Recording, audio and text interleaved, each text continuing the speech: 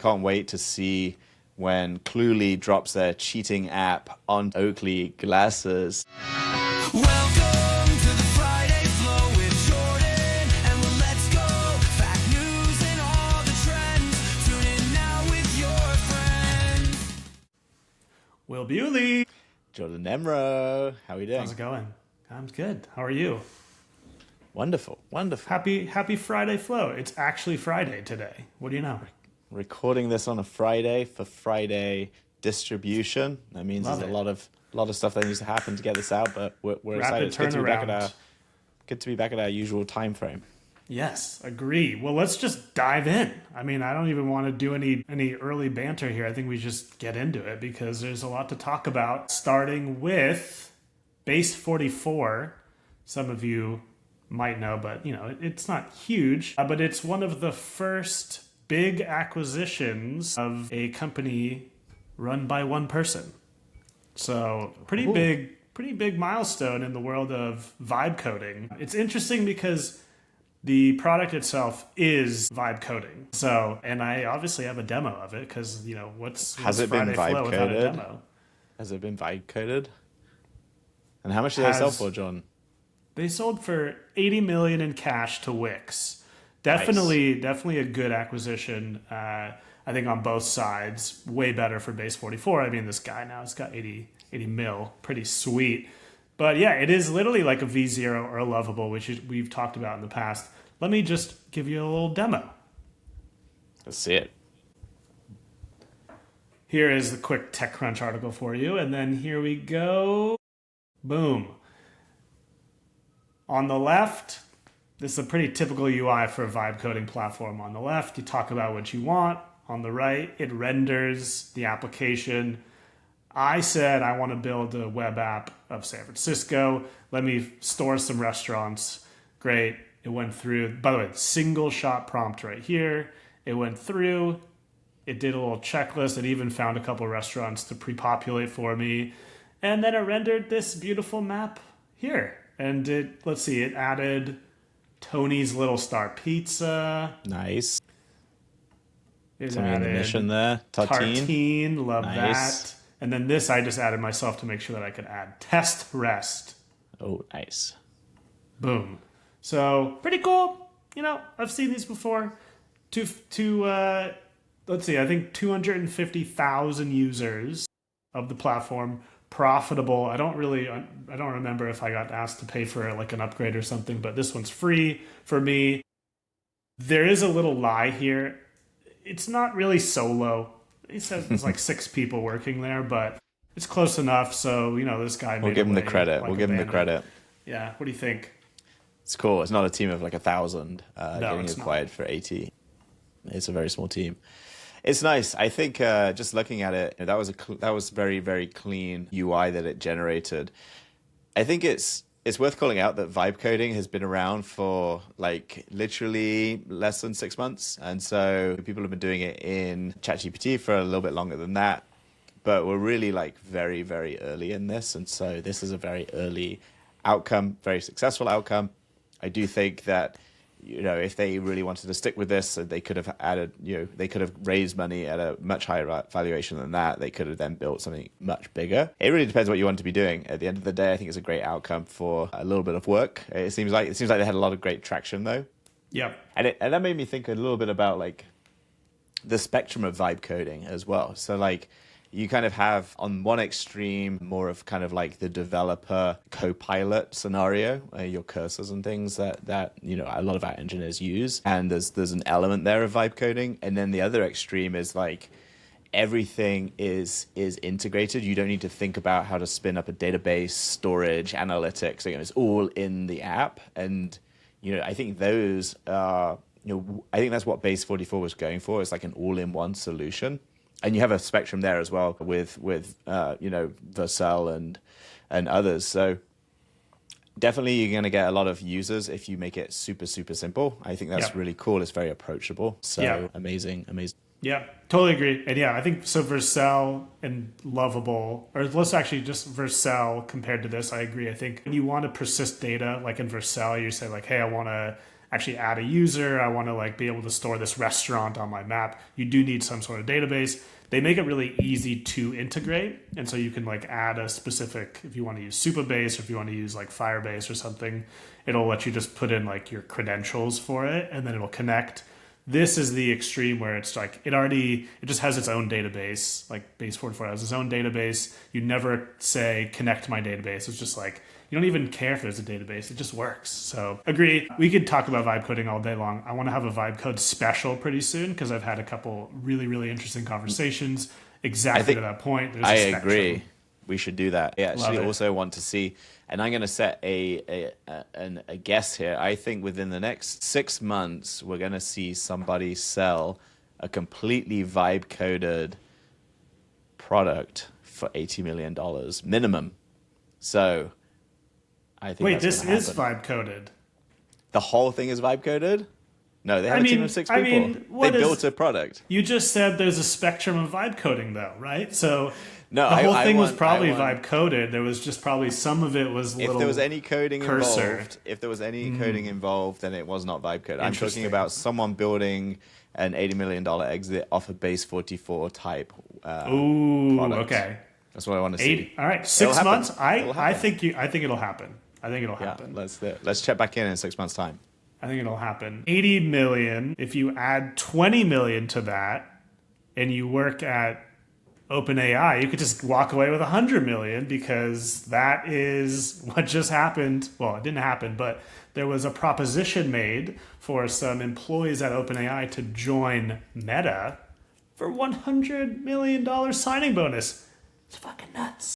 Give it up to those guys. Amazing. Sam Altman, he made the announcement. It's true. $100 million offers to execs at OpenAI. Was it just execs? Or they didn't really specify, but they did say a few names that were included. And they were definitely high up researchers. So Sam was on a podcast with his brother. His brother's a podcast. Shout out to Jack, who co-founded Lattice. He has now a podcast, and so Sam was on that, where he just dropped that Meta is trying to poach staff for $100 million.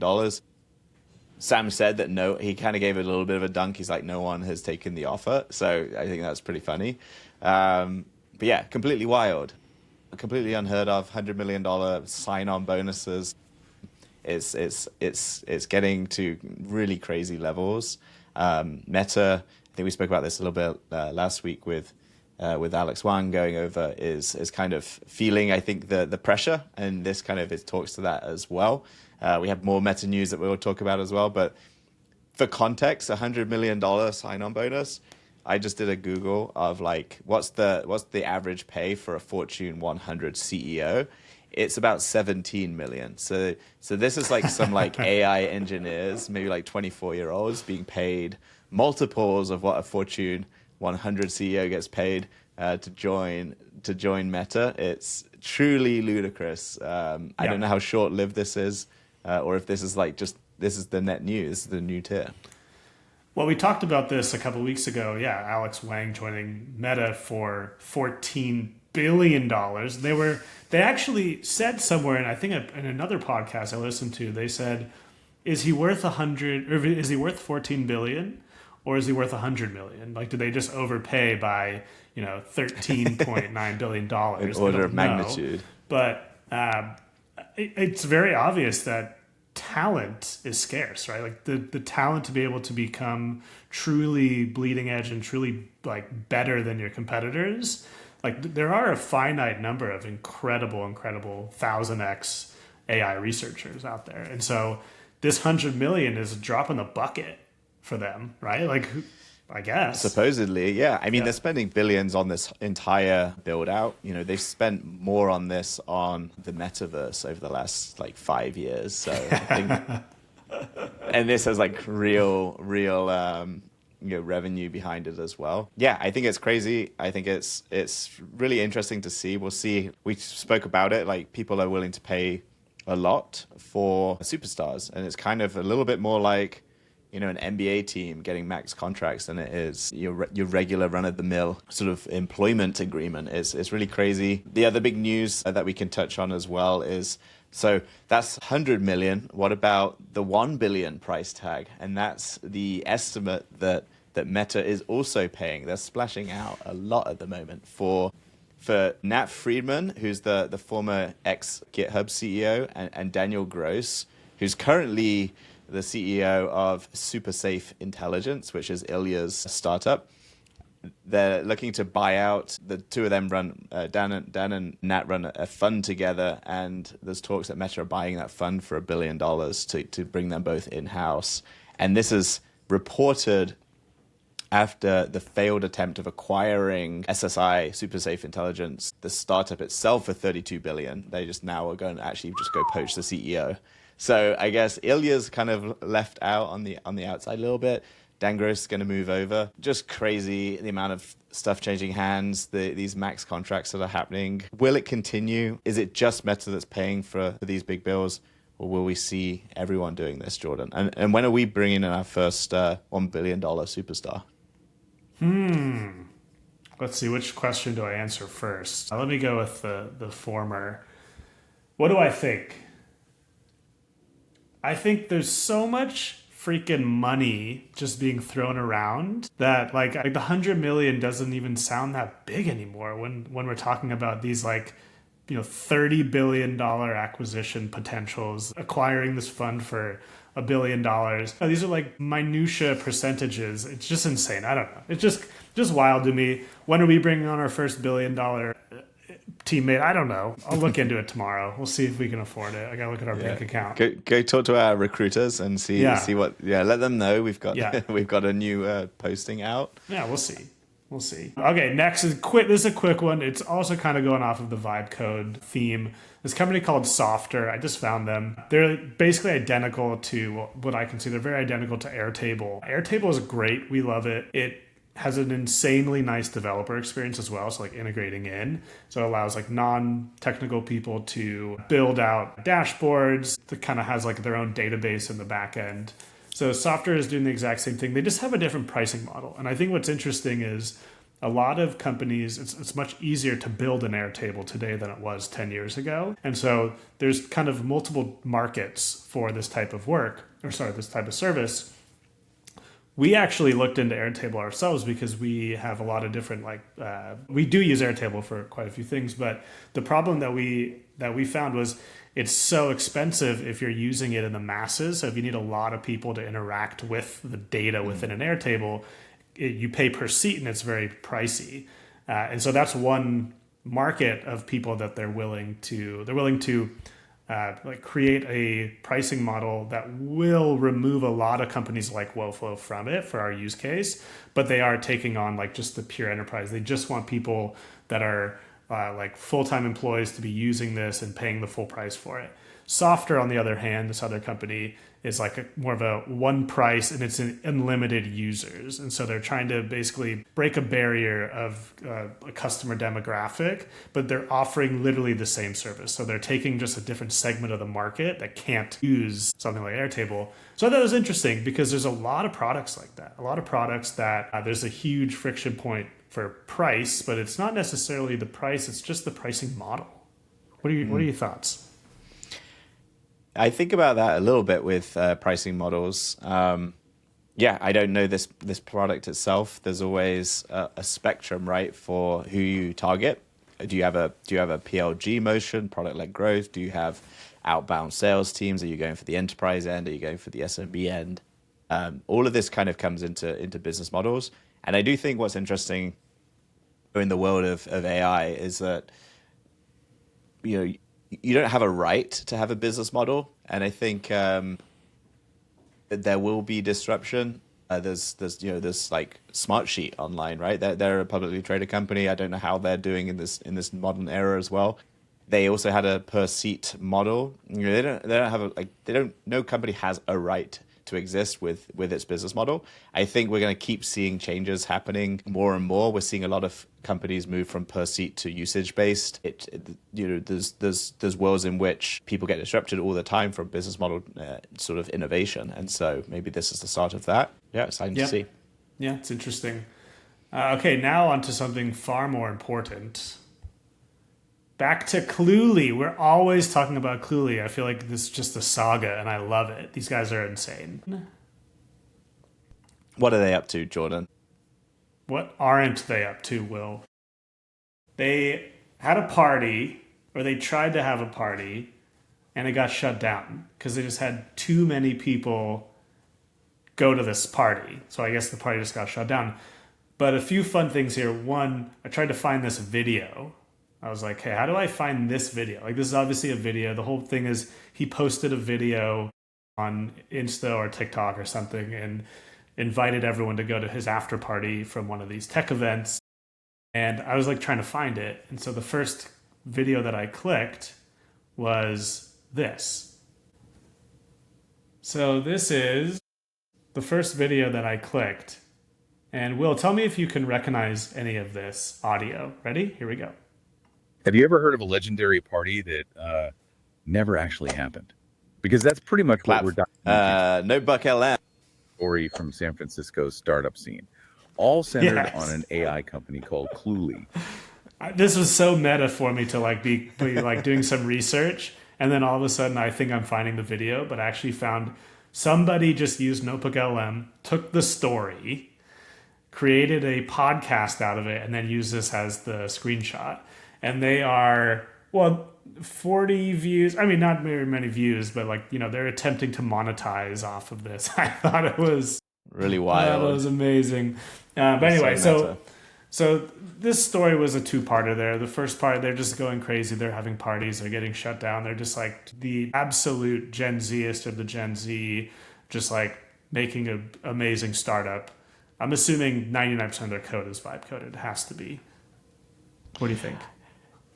Yeah, it's been fun to follow them around. It's also, they're trying to make a bit of a splash. There is a poly market for Roy Lee, the CEO, get arrested in 2025. I think is like a poly market for this. Will he go to jail?